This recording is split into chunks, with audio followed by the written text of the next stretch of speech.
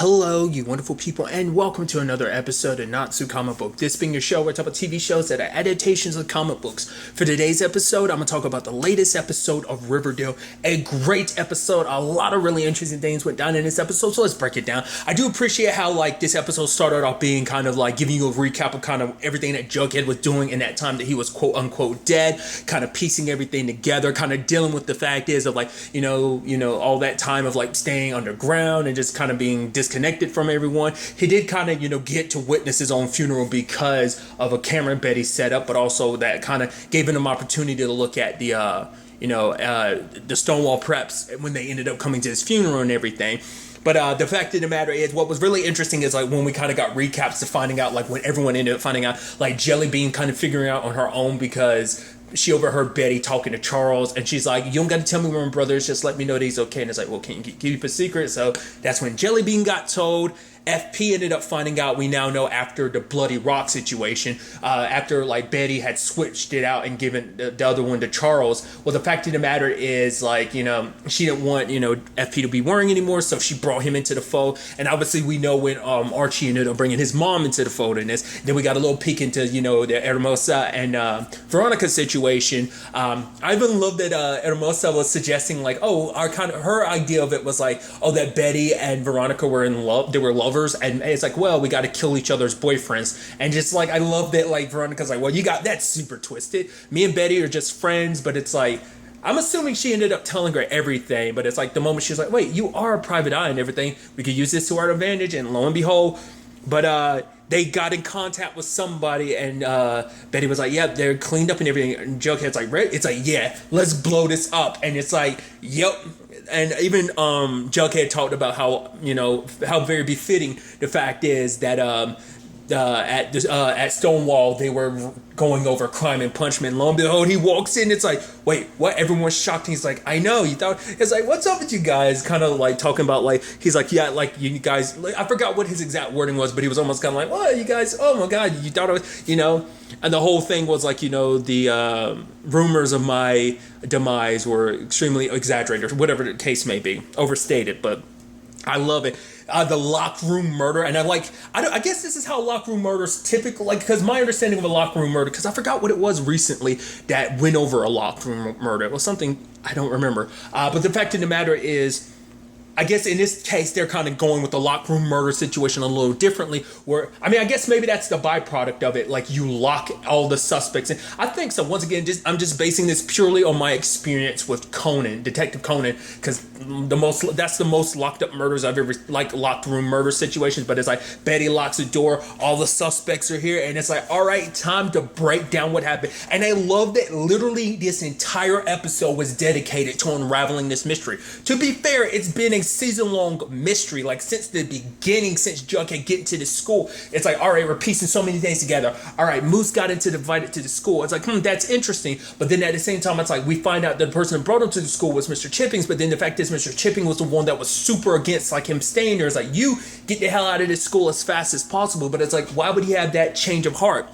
And then the fact of the matter is, because apparently Moose popping up at the school was kind of the forefront of everything, but also it's a whole thing about all right, the fact of the matter is, you did steal the stories from my dad. He's it was no, I mean, not my dad, my grandfather, but Jughead was whatever the case may be, you stole the books, and you would do anything to cover that whole situation up, saying so that's what this was really all about, protecting the legacy of the Baxter brother books, more particular his legacy, because if it came out that the book he stole it from someone else, it would basically burn the entire foundation that he's made so much money on. Literally, that whole thing has been the backbone of Stonewall. So, and it also connects to the Stonewall 4 and everything, but nevertheless, Jughead ended up I'm going to be all over the place because there's so much to dissect. First of all, Jughead running through because he had basically ran through everything that was kind of set up ahead of time, ranging from them drugging him to Mr. Chippings being the one that kind of finds him and stuff like that. But let's focus on the actual murder itself first and foremost. I love that Jughead was like, oh, this is the plan and everything. And it's like, oh, what went wrong is? He's like, you guys had your perfect little crafted plan. You know what went wrong? You didn't murder me. That was the big hiccup in your entire plan. You want to know what went wrong in your perfectly crafted murder? It's like, I think it's because the whole point is too, it's like, they're these like rich, spoiled kids who think they're so great. But the fact of the matter is, you didn't go through on the most important part of your plan. You got everything else. You executed everything else right, except for the killing me part. Because it turns out, maybe it was in fact Jughead having his beanie on that did protect him to a certain extent, because we did find out, because I was curious with that whole situation. Because you had that whole situation, you know, with Archie checking his pulse and even saying he's dead. I was like, oh, but we know he's alive. I was like, was Jughead faking it, or like what was going on? But it's like, oh no, he was, you know, practically dead, but they were able to resuscitate him quickly. But it's like, oh, he said no hospitals, which is like, why was, you know? And he's like, maybe in my haze, he's like, I actually don't know why he said that. Maybe there was some part of me that knew you guys were going to frame Betty, so I had to stick around. I had to make sure that this all goes without it. Like, maybe he was like in and out at the time. I mean, he literally just got resuscitated back to life. But what's also interesting was like the whole thing of like, oh yeah, like he knows that Joan was the one that hit him behind the head, but she's like, why would you know it's him? It's like, why would you know it's me? It's like, oh, because of your perfume and everything. I mean, he was like, did you guys even bother checking for a pulse? Who was behind checking a pulse? And Joan slips up and it goes, Jonathan. And everyone kind of looks at her like, shut up. But the fact of the matter is, because that was another thing too, it's like, where is Jonathan? Which we never really got an answer to that. But the whole thing was like, oh, Jonathan's, you know, he's sick or whatever. But it's like, oh, maybe the reason why you took care of Jonathan is because he did kind of, out of the four of you, he kind of grew a conscience. So maybe you guys kind of removed, I mean, great, like I said, we never found out, like, I don't think they killed him or anything. Maybe they just kind of removed him from the equation. Whatever the case may be, send him away. Whatever it is that they did, like, I did think it was kind of interesting that he wasn't there. But the fact of the matter is, I love that, it's like, okay, and you four sent Veronica and Archie after me, you know, our direction, so that you could continue, you know, further the setup and everything. But then, like, they did call Charles, and they set that whole thing up, and, you know, it's like he took Jughead to, like, you know, an FBI medical facility to kind of get patched up, and Charles is the one suggesting they burn everything. And the conversation we got about Betty being like, if we don't ever talk about this again. Obviously, we get the other context of that conversation, and Betty was like, if for whatever reason Jughead doesn't make it, we burn the clothes, we pretend like this never happened, and we graduate never speaking about this for the rest of our lives. But that's if Jughead is not going to make it, and Jughead is going to make it, you know? So kind of showing you, it's kind of scary too, that the fact is Betty had that contingency plan. But also remember, at this time, Betty felt like she was the one responsible for it. You know, Charles was going to have her back, you know, regardless of the situation. Once again, it's got to be a complicated thing, because your half brother and your half sister, like your half sister just killed your half brother. So it's like, that's kind of a complicated thing. But the fact is, he's looking after Betty, which to me, I feel like she had ulterior motives, but regardless. Me saying, like, because, like, the whole point, it seems like, is, you know, the whole thing of him and Chick, we haven't, like, circled back to that in a while, but everything he's doing getting close to Betty, I guess this was kind of supposed to further that. But I think Charles was just going to be like, yeah, whatever the case may be, whatever this situation goes about, I will follow it through. Or maybe he was going to take advantage of it if Betty did, in fact, kill Jughead. Regardless of all that, the fact of the matter is, it turned out not to be the case. So Jughead didn't really fully regain consciousness until like 36 hours later. And for Betty, that was the most excruciating 36 hours, because she thought, because that's what I was wondering, because I was like, if Archie and Veronica were in on this, why would they even question? I was like, even when people weren't around, they were still, I was like, you're doing that just because people might be around and you didn't want to take the chance they might be listening. It's like, no, because even none of them knew at that point in time. Like, when we were investigating it, figuring out whether Betty really did it or not, they were learning that firsthand as well. So it wasn't until after that fact that the whole Jughead thing came up. So that's why they were kind of confused about everything. But regardless. But basically, we find out that this whole plot, this whole thing is DuPont is the one behind it. Because once again, this is all because he talks about the fact that this is a generational sin. That basically is something that's been passed down from generation to generation.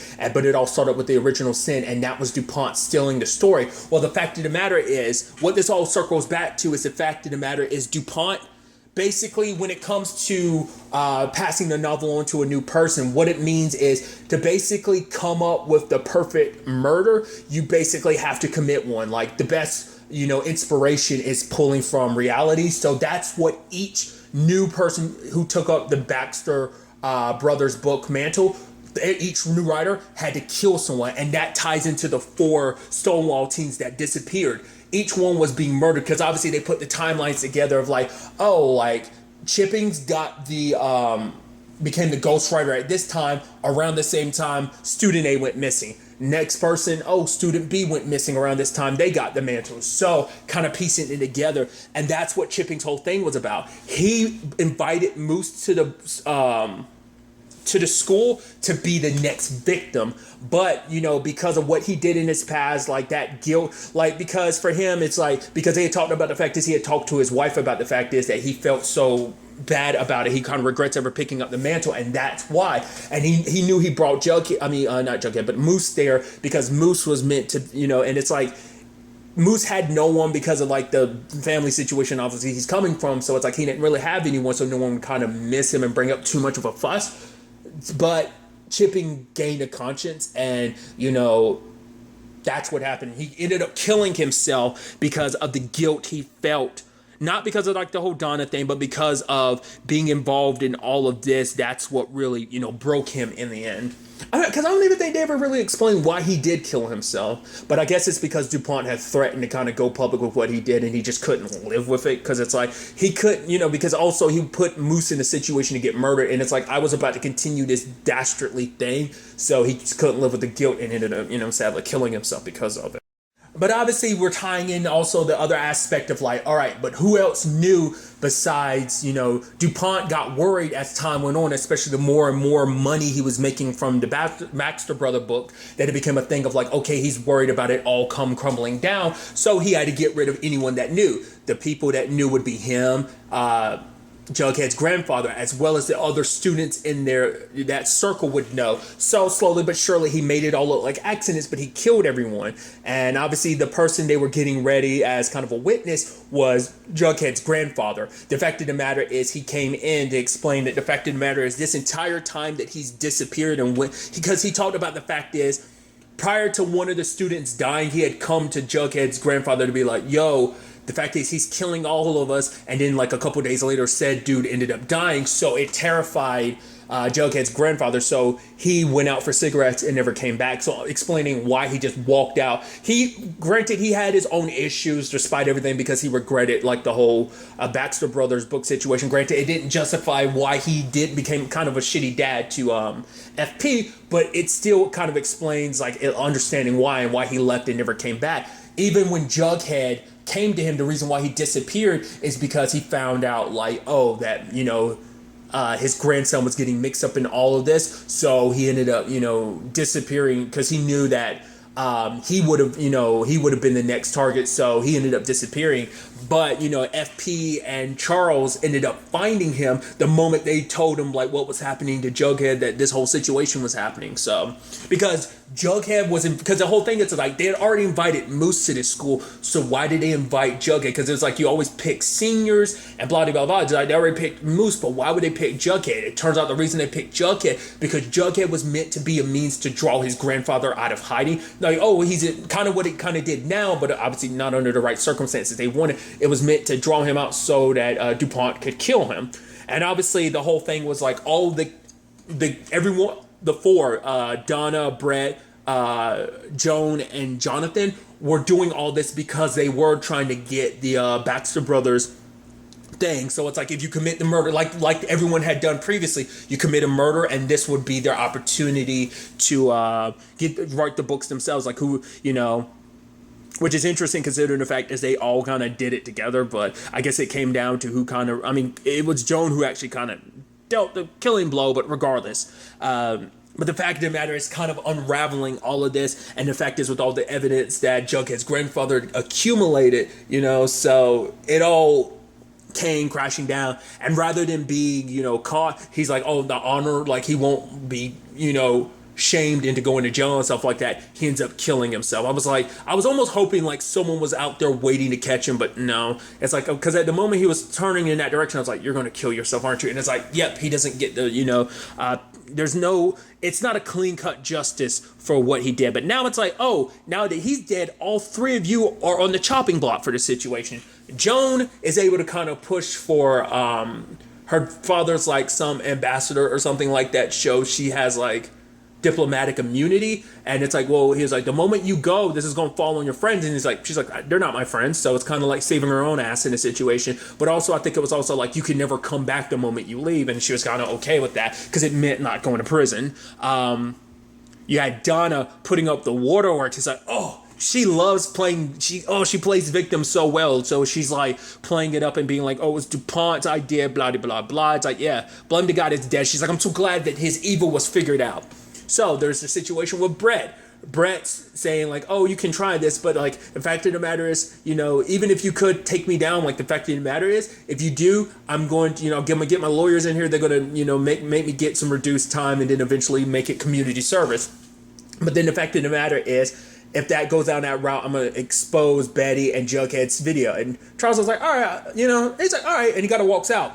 And then, like, lo and behold, who walks in? FP and Jughead. And they're like, whoa, got the brass knuckles on. I'm like, wait, you're not going to... Oh, they put a beating on Brett. I was like, wow, that's super, super illegal. But there's also part of me that's like, I'm coming if you skate the line. I mean, guys are serpents after all. But at the same time, you're just like, that's super illegal. I'm surprised Charles is FBI. He probably shut off the cameras. Just, it's like, whatever, it's your word against ours, so, you say anything, you won't make it a lot worse for you type of thing, which is like, once again, it's a complete corruption of justice, but at the same time, it's like, well, it's not like, it's skating a gray area, because it's like, well, they're not good people anyway. I mean, they literally tried to murder Jughead, and if they were going about it, they would have been successful, they would have even framed Betty for it, Veronica and Archie would have gone down with this whole situation, so, it's a whole complicated thing, so it's kind of like, you're kind of like, I get why you did it, but it's still just kind of like, and Brett kind of, and they're like, okay, Brett, have you rethought everything? So it's like, yep, he hands over the tapes and everything, Jughead ends up destroying it, so it's like,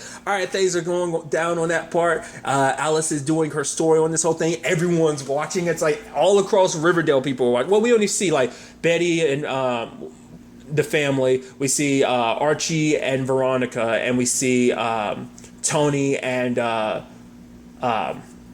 Cheryl. And I think it's so interesting because you almost see like the whole like, oh my god, this is so captivating, and just like, oh my god, the scandal, the lies, the fake deaths, and everything like that. But then Betty has one more thing to kind of deal with, and she goes checks on Donna, and basically Donna kind of got the new right. She got the Baxter Brothers book situation after playing victim. So it's like, despite everything, you got what you want. And then there was an element to this that I love they circle back to, because we got it at the end of last episode, because it seemed like the moment they found out the truth about who Donna was, it's like that was the final key to all this. So it's like, okay, because the thing is, for Jughead, this was never a who done it, it was more so a why done it. And so now we kind of found out why. Jane, one of the people that was killed by DuPont, was her grandmother. So this whole thing was about revenge, which even Betty was like, you killed all these people just to get back. Like, what was your plan? Get the story and then burn down DuPont's empire or something like that? Like, what was the whole plan? Because for her, it's like the reason why this was also personal is because he didn't just steal from Jughead's grandfather. He also stole from her grandmother, because there's a character in there that's, that was her grandmother's original idea. So, which is such a shame, because it's like, you and Jughead are literally in the same situation. You could have worked with Jughead to expose DuPont, but you went about things the way you did. You murdered people. You put people in a situation to die, because for her, she didn't care. Just, she was so focused on revenge. That's all that mattered. But I'm like, you've had commonality with Jughead. You could have done something different with this whole situation. But Betty was like, basically walk away from this whole situation. And she's like, why would I walk away from the books? It's like, well, because of who that character is. That character is not, you don't deserve to write that character, because that character is very true and honorable. You're not, and that your grandmother was a good person, so you don't deserve to sully that name on something that belonged to your grandmother, because you're not on that same level, because you went about things such a terrible, evil way. So she's like, but be good from now on, Donna, because I'll be watching. Because obviously, that being her grandmother, it gives her motive for being the mastermind behind this whole situation. So Betty's going to keep that quiet, and it's not going to become a thing unless Donna slips up again and is like, oh, we're bringing this in front of everybody, kind of being your undoing. So she ends up going to a new school and everything. So obviously, like, we don't know the full extent of what this does to Stonewall in general. It completely screws their reputation, obviously. Puts a huge stain on their what makes them special and everything. But everyone else kind of got burned, especially because part of that Quill and Skull society. But so that was like the final nail in the coffin with this whole situation. Another thing is like the conversation between Cheryl and Betty, and it's like, yeah, you wanna, yeah, but what about you and Archie? It's like, yeah, we play. It's like, I don't know. That Cheryl's like, that looked a little rude to me. She's like, yeah, that was the whole point. She's like, whatever, your secret's safe with me, cousin. Which I'm like, no, it's not. Literally the 2 times that happened, the first time it was just kind of like, whoa, and you exposed it. Second time it's like, well, they were counting on someone to expose it. I wonder, did they know Cheryl was going to expose it? But I guess because she knew that Cheryl was going to be around her, being her shadow, and she knew Cheryl. Well, I guess it counted on it because like Cheryl kind of exposed it the first time. But it's like, oh, your secret's safe with me. That the fact didn't matter. And it's like, oh, the fact is that we saw it last episode that Betty and Archie, even though they both denied it to, Jughead and Veronica respectively, that there was something there. I mean, they've known each other for a very long time, and there's always been something there. The beginning of the series tackled that, but granted, you're never counting anything out. I mean, you kind of hope not, because it would suck because of like the time and the love in your current relationships. But there's always going to be a part of it that's like somewhere in the back of their minds and the back of their hearts, there's something there. But that doesn't mean eventually they won't get over it. And when they get older, or who knows, maybe something will go down and they'll act upon it again. We'll ultimately kind of have to wait and see. I mean, granted, this ain't even the second time that's come up. That came up again when wasn't it I think. Didn't Veronica kiss Jughead or something like that? Or Betty kissed Archie? I think it was like they swapped or something. No, it was because Archie and Betty kissed that Veronica ended up kissing Jughead, I think, if I remember correctly. That was like season 2, if I remember correctly. Yeah, so regardless, going on a tangent and everything. But that's kind of resolved. Jughead's back. He kind of has no... Mr. Honey Principal Honey has no choice but to let him come back to the school and everything. And so it's like everything kind of walks away resolved. I even love Archie making a promise of like, hey guys, and they're like, whoa. He's like, I know literally the last time I made this toast and everything, things kind of went bad, but it's like, let's kind of never let things kind of come between us again. But obviously it's a whole thing of like, well, because of credits and stuff like that, Jughead nor Archie are going to graduate with Veronica and Betty. But it's like, no, going forward, put all mysteries aside. You guys are going to work together to make this a possibility. You guys are going to graduate with us. So kind of put your heads down. And I like that it kind of ends on not like what's going to happen next time on River. It's not like a cliffhanger of like, oh, what's the next? It kind of ends on a very solid note of everything's been resolved. This huge overarching story is done. Granted, I brought it up before. There's still the whole Charles and Chick situation that has to be dealt with, because that has not circled back around. So I'm also curious about I'm blanking on her name. Evelyn, I don't know. Like, obviously she circled back a little bit into this mystery, but that was kind of a misdirect. I'm curious to see if there's going to be anything more with that or not, but ultimately kind of have to wait and see. But I'm so curious to see what the rest of the season potentially is going to look like now that this big elephant in the room has kind of been dealt with. Trying going back to some form of normal life in Riverdale despite everything. But like I said, it was a great episode. It makes me very excited to see where things kind of pick up after this. We will sadly be waiting a while because Riverdale is going on a break. It is going to be returning on April 8th, so do keep that in mind. But really, that's all I want to talk about. Till the next time we meet, be happy, be safe, live life to the fullest, and enjoy it. Good day, and goodbye.